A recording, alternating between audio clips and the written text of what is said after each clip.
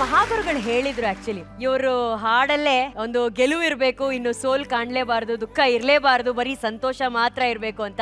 ಆದ್ರೆ ಇವತ್ತು ಸೋಲೇ ಇಲ್ಲ ಅಂತ ಹಾಡಿ ನಮ್ಮ ರತ್ನಮ್ಮ ಹಾಗೂ ಮಂಜಮ್ಮ ಎಲ್ಲರ ಮನಸ್ಸನ್ನ ಗೆದ್ದಿದ್ದಾರೆ. ಬರ್ಲಿ ಚಪ್ಪಾಳೆ ಅವರಿಬ್ರಿಗೂ. ಮ್ಯೂಸಿಕಲಿ ನೀವಿಬ್ಬರು ಎಷ್ಟು ಸ್ಟ್ರಾಂಗ್ ಇದ್ದೀರಾ ಅನ್ನೋದು ನೆನೆಸ್ಕೊಂಡ್ರೆ ನಂಗೆ ಭಾಳ ಹೆಮ್ಮೆ ಆಗುತ್ತೆ. ನಿಜವಾಗ್ಲೂ ಆ ತಾಳದಲ್ಲಿ ಹಾಡ್ತೀರಾ, ಶ್ರುತಿನಲ್ಲಿ ಹಾಡ್ತೀರಾ, ಆಮೇಲೆ ಅದಕ್ಕೆ ಬೇಕಾದಂಥ ಸಂಗತಿಗಳನ್ನ ತುಂಬ ನೀಟಾಗಿ ಪ್ರೆಸೆಂಟ್ ಮಾಡ್ತೀರಾ. ಬಹಳ ಅದ್ಭುತವಾಗಿ ಹಾಡಿದ್ರಿ. ಒಳ್ಳೇದಾಗಲಿ. ನಮ್ಮ ಉದ್ದೇಶ ಗೆಲ್ತು ಅನ್ನೋ ಒಂದು ಖುಷಿ ನಮಗಿದೆ. ಇವ್ರು ಹಾಡಿದ್ದ ಮೂಲಕ ನಮ್ಮ ಉದ್ದೇಶಕ್ಕೆ ಸೋಲೇ ಇಲ್ಲ ಅನ್ನೋ ಒಂದು ಭರವಸೆ ಇವ್ರು ಮೂಡಿಸಿದ್ದಾರೆ. ರತ್ನಮ್ಮ, ಮಂಜಮ್ಮ, ಈಗ ನೀವು ನನಗೆ ಮ್ಯೂಸಿಕ್ ಟೀಚರ್ಸು. ನಾವು ಟೀಚರ್ ಅಲ್ಲ ಸರ್, ನಾವು ನಿಮ್ಮ ಮಕ್ಕಳಿದ್ದಂಗೆ. ಮಕ್ಕಳೇ ಬೆಸ್ಟ್ ಟೀಚರ್ಸ್ ಗೊತ್ತಾ? ಆಹಾ, ಎಂತ ಮಾತು. ಹೌದು, ತುಂಬಾ ಚೆನ್ನಾಗಿ ಹಾಡ್ರಿ ಇಬ್ರು. ಕ್ಯಾ ಬಾತ್ ಹೈ, ಕ್ಯಾ ಬಾತ್ ಹೈ. ಏನ್ ರೇಂಜು ಇಬ್ಬರದು. ಅಪ್ಪ, ಮೈಕೇ ಬೇಕಾಗಿಲ್ಲಪ್ಪ ನಿಮ್ಮಿಬ್ರಿಗೂ. ತುಂಬಾ ಚೆನ್ನಾಗಿ ಹಾಡಿದ್ರಿ. ಆದ್ರೆ ಈಗ ನನಗೂ ಜೋಶ್ ಮಾಡ್ಬಿಟ್ಟಿದೆ. ಸುಮಾರು ಸಾಂಗ್ಸ್ ನಿಮ್ಮ ಜೊತೆ ಕಲಿಬೇಕು, ನಿಮ್ಮಿಂದ ಕಲ್ತು ನಿಮ್ಮ ಜೊತೆ ಹಾಡಬೇಕು ಅಂತ. ಹಾಡಿಸ್ತೀರಾ? God bless you. ಚೆನ್ನಾಗಿ ಹಾಡ್ರಿ ಇಬ್ರು. God bless you. Thank you ಗುರುಗಳೇ, ಥ್ಯಾಂಕ್ ಯು. ಮಹಾಗುರುಗಳೇ, ಈ ವೇದಿಕೆಯಲ್ಲಿ ಈ ಎರಡು ಹೆಣ್ಣು ಮಕ್ಕಳು ಇಷ್ಟು ಸೊಗಸಾಗಿ, ಶ್ರುತಿಬದ್ಧವಾಗಿ, ತಾಳಬದ್ಧವಾಗಿ ಹಾಡ್ತಾ ಇರೋದು ಏನಾಗಿದೆ ಅಂದ್ರೆ, ಇದೊಂದು ಆತ್ಮವಿಶ್ವಾಸದ ಅವಳಿ ಕಂಠಗಳು ಅಂತ ಕರಿಬೇಕಿದೆ. ಎರಡು ಆತ್ಮವಿಶ್ವಾಸ. ಅವರು ಮೈಕ್ ಇಲ್ದೆ ದಂಡಿ ಮಾರಮ್ಮನ ದೇವಸ್ಥಾನದ ಹತ್ರ ಹಾಡಿ ಊರಿನ ಜನಕ್ಕೆ ಕೇಳಿಸ್ಲಿಲ್ಲ. ಇಲ್ಲಿ ಮೈಕ್ ಇಟ್ಕೊಂಡು ಹಾಡ್ತಿದ್ದಾರೆ, ಇಡೀ ದಕ್ಷಿಣ ಭಾರತಕ್ಕೆ ಕೇಳಿಸ್ತಾ ಇದೆ ಇವತ್ತು. ಅವರು ಅವರದೇ ಆದ ಪ್ರತಿಭೆಯನ್ನ ಇಲ್ಲಿ ಪ್ರದರ್ಶಿಸಿ ಅವ್ರಿಗೆ ಬೇಕಾದ ಗೌರವವನ್ನು ಅವರೇ ಪಡ್ಕೊಂಡಿದ್ದಾರೆ. ಅವರೇ ಪಡ್ಕೊಂಡು ಇಲ್ಲಿಂದ ಇವರಿಗೆ ಇನ್ನೂ ಸ್ವಲ್ಪ ಚೆನ್ನಾಗಿ ಹಾಡು ಚೆನ್ನಾಗಿ ಕೆಲಸ, ಸ್ವರಗಳು, ಆಲಾಪನೆ ಇವೆಲ್ಲ ಹಾಡಲಿ ಮಕ್ಕಳು. ಇನ್ನೇನಮ್ಮ, ಹ್ಯಾಪಿನಾ? ಇನ್ನು ಹಾಡೋದಷ್ಟೇ ನಿಮ್ಮ ಉದ್ಯೋಗ. ಎಂಜಾಯ್ ಮಾಡಿ. ಏನು ಲತಾ, ನೋಡ್ಕೋ ಶಿಶಿರ್ನ. ನೆಕ್ಸ್ಟ್ ಟೈಮ್ ಬರೋವಾಗ ಇಬ್ಬರಿಗೂ 2 ಹಾರ್ಮೋನಿಯಮ್ ತಂದು ಕೊಡು, ಮಕ್ಕಳು ಕಲೀಲಿ. So sweet. ಮಹಾಗುರುಗಳು ಮುಂದಿನ ವಾರದ ಗಿಫ್ಟ್ ಬಗ್ಗೆ ಹೇಳಿದ್ರು. ನಾನು ಈ ವಾರದ ಒಂದು ಸ್ಪೆಷಲ್ ಗಿಫ್ಟ್ ತಗೊಂಡ್ಬಂದಿದ್ದೀನಿ ಮಹಾಗುರುಗಳೇ. ರತ್ನಮ್ಮ, ನಿಮಗೆ ನೆನಪಿದ್ಯಾ, ನೀವು ಫಸ್ಟ್ ದಿನ ಬಂದಾಗ ಹೇಳಿದ್ರಿ ಅದು ಯಾರು ಪುಣ್ಯಾತ್ಮನೋ ನಮ್ಮ ವಿಡಿಯೋ ಕಳ್ಸೋರೆ, ನಾವು ಎಲ್ಲಾರ ಹತ್ರ ಕೇಳ್ತಾ ಇದ್ವಿ ಯಾರವರು ಹೇಳಿ ಯಾರು ಹೇಳ್ತಾ ಇಲ್ಲ ಅಂತ ಹೇಳಿ. ಇವತ್ತು ಅವ್ರನ್ನ ಕರ್ಕೊಂಡೇ ಬಂದಿದ್ದೀನಿ. ಭೇಟಿ ಮಾಡ್ತೀರಾ? ಬನ್ನಿ ಸರ್.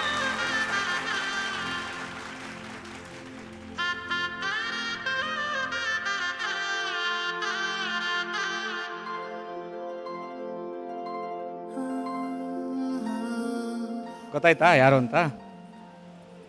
ಸುಬ್ರಹ್ಮಣ್ಯ. ಗೊತ್ತಾಯ್ತಾ? ಹೇಗಿದ್ದೀರಿ? ಚೆನ್ನಾಗಿದ್ದೀವಿ. ಬಹಳ ಚೆನ್ನಾಗಿ ಆಡ್ತಾ ಇದ್ದೀರಿ, ಬಹಳ ಖುಷಿ ಆಗ್ತಾ ಇದೆ. ಎಲ್ಲ ಕಡೆ ನಿಮ್ದೇ ಸದ್ದು, ನಿಮ್ದೇ ಮಾತು. ಅದಕ್ಕೆ ನಾನು ನಿಮಗೆ ಧನ್ಯವಾದಗಳು ಹೇಳಬೇಕು. ಸುಬ್ರಹ್ಮಣ್ಯ ಸರ್ ಅವರಿಗೆ ಒಂದು ದೊಡ್ಡ ಚಪ್ಪಾಳೆ ಬರಬೇಕು. Thank you. ಬಹಳಷ್ಟು ಕಡೆ ರತ್ನಮ್ಮ ಹಾಗೂ ಮಂಜಮ್ಮ ಅವರ ಫೋಟೋಗಳಾಗಿರ್ಬೋದು, ಅವರ ಹಾಡುಗಳ ಒಂದು ವಿಡಿಯೋಗಳಾಗಿರ್ಬೋದು, ಎಲ್ಲರೂ ತಮ್ಮ ಸೋಷಿಯಲ್ ಮೀಡಿಯಾದಲ್ಲಿ ಅದನ್ನು ಶೇರ್ ಮಾಡ್ಕೊಂಡಿದ್ರು. ಫಸ್ಟ್ ಆಫ್ ಆಲ್ ಅವರೆಲ್ರಿಗೂ ನಾವು ಧನ್ಯವಾದಗಳನ್ನ ಹೇಳಕ್ಕೆ ಇಷ್ಟಪಡ್ತೀವಿ. ಆದರೆ ನಮ್ಮ ವಾಹಿನಿಗೆ, ನಮ್ಮ ಜೀ ಕನ್ನಡ ವಾಹಿನಿಗೆ ಇಂಥ ಒಂದು ಪ್ರತಿಭೆ ಇದ್ದಾರೆ ಅನ್ನೋ ಒಂದು ವಿಡಿಯೋನ ಕಳಿಸಿದ್ದು ಈ ಪುಣ್ಯಾತ್ಮನೇ. Thank you. ಆಕ್ಚುಲಿ ನಮ್ಮ ಸುಬ್ರಹ್ಮಣ್ಯ ಅವರು ಒಂದು ಖಾಸಗಿ ವಾಹಿನಿಯಲ್ಲಿ ಪತ್ರಕರ್ತರಾಗಿ ಕೆಲಸ ಮಾಡ್ತಾ ಇದ್ದಾರೆ. ನನಗೆ ಇವ್ರ ಬಗ್ಗೆ ಒಂದ್ 2 ಮಾತು ಹೇಳಬೇಕು. ನಾನೊಂದು ಅವತ್ತು ಕಾರ್ಯಕ್ರಮ ಮಾಡಕ್ ಹೋಗಿದ್ದೆ. ಕಾರ್ಯಕ್ರಮ ಎಲ್ಲ ಆಯ್ತು. ನಾನು ಕೇಳಿದೆ, ನಿಮ್ಗೆ ಮುಂದೆ ಏನಾಗಬೇಕು, ಏನು ಆಸೆ ಅಂತ.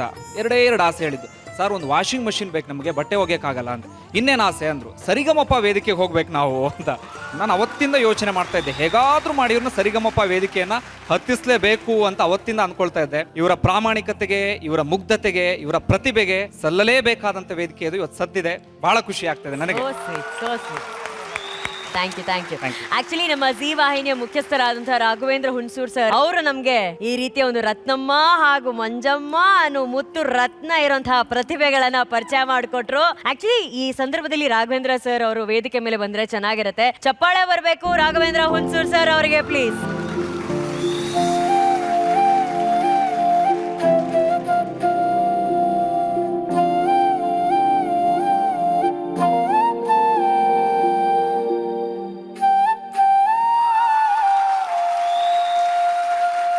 Connection Subramani to Raghavendra sir to Ratnamma Manjamma to Sarigamapa to the whole Karnataka. ಮಹಾಗುರುಗಳು ಹೇಳ್ದಂಗೆ ಇಡೀ ದಕ್ಷಿಣ ಭಾರತ ಆಕ್ಚುಲಿ ನೋಡಕ್ ಹೋದ್ರೆ.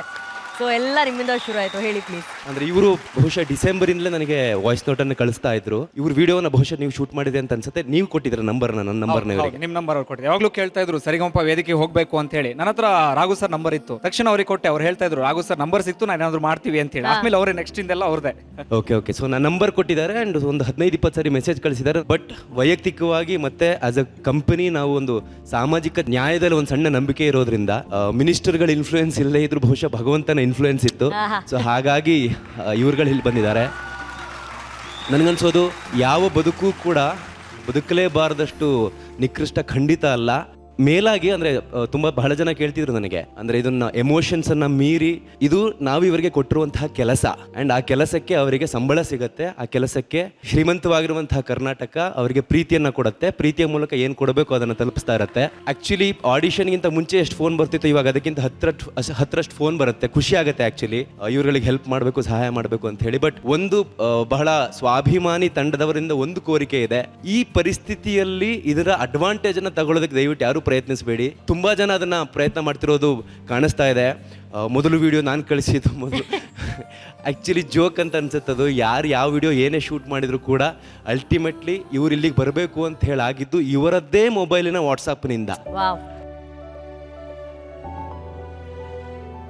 ಸರ್ ನಾವು ಸರ್ ಹಾಡು ಹೇಳೋರು, ಅದೇ ಹಾಡು ವಾಟ್ಸಪ್ ಮಾಡಿದ್ವಲ್ಲ ಅವರು, ನಾವು ಚೆನ್ನಾಗಿ ಆಡಿದೀವ ಏನು ಅಂತಾನೆ ತಿಳಿಸೇ ಇಲ್ಲ ಸರ್. ರೈಲ್ವೆ ಸ್ಟೇಷನ್ನಾಗಿ ಹಾಡು ಹೇಳೋರ್ನ ಹೆಂಗೋ ತಾರೀಕು ಸಂಜೆ ನಮ್ಮನ್ನು ಒಂದು ತಾರೀಕು ತರ ಅವರ ಮೊಬೈಲ್ನಲ್ಲಿ ಅವರು ವಾಯ್ಸ್ ನೋಟ್ಸನ್ನು ಕಳಿಸಿ ಅದನ್ನು ತಂಡದವರಿಗೆ ಕಳಿಸಿ ಅದಾಗಿದ್ದು ಅವರ ಬದುಕಿನ ಬಾಗಿಲನ್ನು ಅವರೇ ತಗೊಂಡಿದ್ದಾರೆ. ಅಂದರೆ ನಾನು ಅವರೊಂದು ಕ್ಲಿಪ್ನಲ್ಲಿ ಒಂದು ಮಾತು ಹೇಳಿದ್ರು ಮಹಾಗುರುಗಳೇ, ಎಲ್ಲೋ ರೈಲ್ವೆ ಸ್ಟೇಷನಲ್ಲಿ ಆಡೋರ್ ಲೈಫ್ ಹಂಗಾಗೋಗಿದೆ, ನಮ್ಮ ಲೈಫ್ ಹಿಂಗಾಗ್ಬೋದೇನೋ ಅಂತ. ಅಂದರೆ ನಿಮ್ಗೆ ಗೊತ್ತಿರ್ಬೋದು, ರಾನು ಮಂಡಲ್ ಅಂತೇಳಿ ಒಂದು ಗಾಯಕಿ ಯಾವುದೋ ರೈಲ್ವೆ ಸ್ಟೇಷನಲ್ಲಿದ್ದು ಇವತ್ತು national sensation. But it's a brilliant human act ಅಷ್ಟೇ ಗುರುಗಳೇ. ಯಾರೋ ಒಬ್ಬರು ಮಾಡುವಂತಹ ಒಂದು ಮನುಷ್ಯತ್ವದ ಒಂದು ಆ್ಯಕ್ಟ್ ಅದು ಹೆಂಗೆ ಪಾಸ್ ಆಗತ್ತೆ ನೋಡಿ. ಇನ್ಯಾವುದೋ ವರ್ಗದ ಇನ್ನೊಬ್ಬರಿಗೆ ಒಂದು ಧೈರ್ಯ ಬಂದ್ಬಿಡುತ್ತೆ, ನನ್ನ ಬದುಕು ಚೆನ್ನಾಗಾಗ್ಬಿಡುತ್ತೆ ಅಂತ ಒಂದು ಅನ್ಸ್ಬಿಡುತ್ತೆ. ಮಂಜಮ್ಮ ಇವರಿಬ್ಬರು ಅಷ್ಟೇ ಅಲ್ಲ, ಇದು ಒಂದು ವರ್ಗಕ್ಕೆ ಕೊಡ್ತಿರುವಂತಹ ಧೈರ್ಯ, ಒಂದು ವರ್ಗಕ್ಕೆ ಕೊಡ್ತಿರುವಂತಹ ನಂಬಿಕೆ. ಇದು ಮನುಷ್ಯತ್ವ ಅದೆಲ್ಲವನ್ನು ಮೀರಿ ಇರೋದೊಂದೇ ಪ್ರತಿಭೆ ಇದೆ, ಹಾಗಾಗಿ ಕರ್ಕೊಂಡು ಬಂದಿದ್ದೀವಿ. ಇಲ್ಲೇನೋ ಇವ್ರನ್ನ ಇಟ್ಕೊಂಡು ಗಿಮಿಕ್ಕಿಗಾಗಲಿ ಇನ್ನೊಂದೇನೋ ಮಾಡೋದಕ್ಕಲ್ಲ.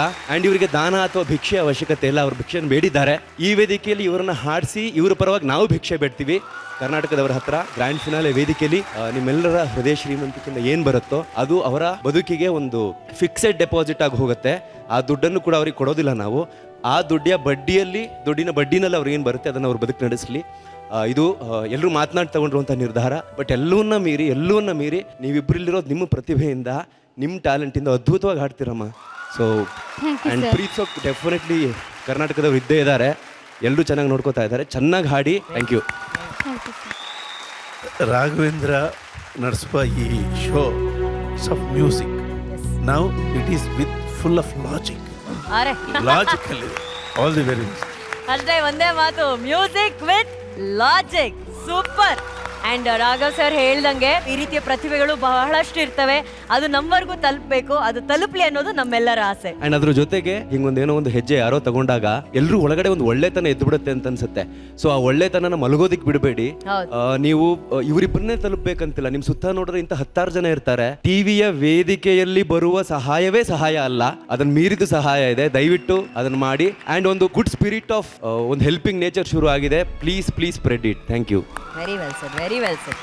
Thank you Raghav, thank you so much. Thank you Subramani sir, thank you. ಸರಿಗಮ ಪಪ್ಪ ಸಸ ಪಪ್ಪ ಸರಿಗಮ